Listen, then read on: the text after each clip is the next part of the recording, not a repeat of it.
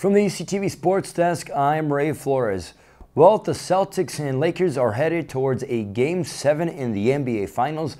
That will be happening tomorrow night starting at 8 o'clock Central Time.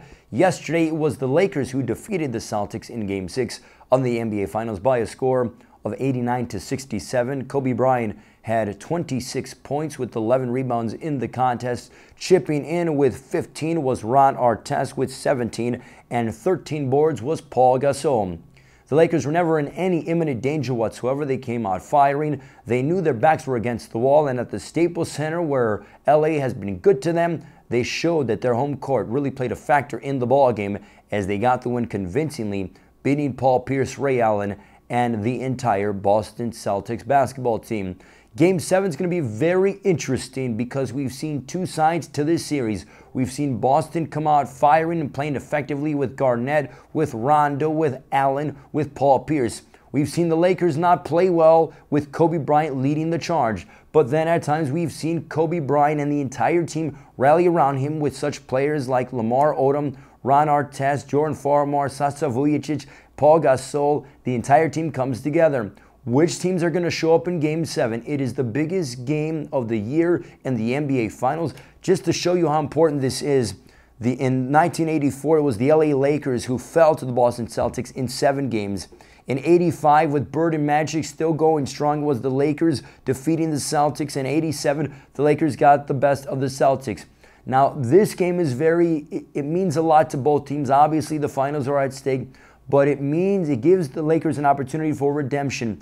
In 2008, the Celtics defeated the Lakers 4-2, basically the same two teams. After Kobe won a world title last year by himself without the help of Shaq, he wants to do it again and repeat. Game 7 is tomorrow night starting at 8 o'clock on ABC. Going to be a tremendous ball game. Which two teams are going to show up? Which guys are going to come and raise the level of their performance and elevate their team towards an NBA Finals? Moving from the hardwood onto the soccer field, the World Cup is in full bloom and it is in rare form at the moment. We have a lot of teams competing. The United States tied England last Saturday 1-1. The English goalkeeper, beg your pardon, let a ball dribble in by Clint Dempsey.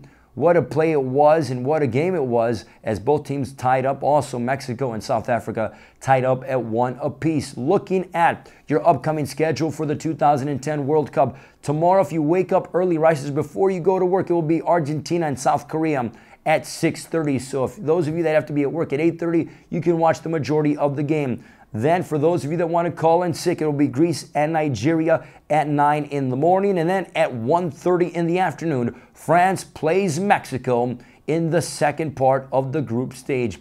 And on Friday at 8:30 in the morning, the United States hosts Slovenia. That starts at 8:30 in the morning, coverage on ESPN2. So we got a lot of sports on our plate. You have the NBA Finals tomorrow night starting at 8 o'clock, Game 7. It don't get any better than that. And then you have the World Cup in full bloom. Mexico and goes head-to-head with France starting at 1:30. And did I fail to mention that the Chicago White Sox won 2 games, won 2 out of 3 against the Chicago Cubs? That was this past week's Crosstown Classic. They lock horns again next weekend, June 25th, 26th, and 27th. Reporting from the ECTV Sports Desk, I'm Ray Flores. Enjoy Game 7 of the NBA Finals. Celtics, Lakers, it don't get any better. And also the World Cup. We'll talk to you next time.